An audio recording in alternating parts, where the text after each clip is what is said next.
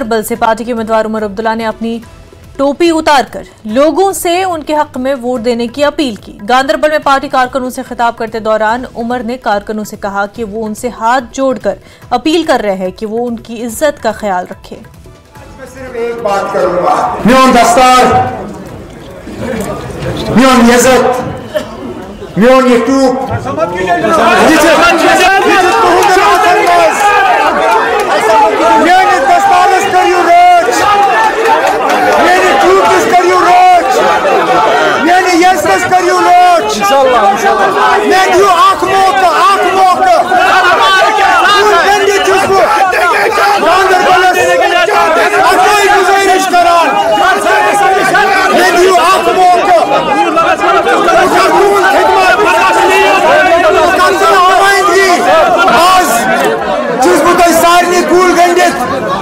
ये गुजारिश करान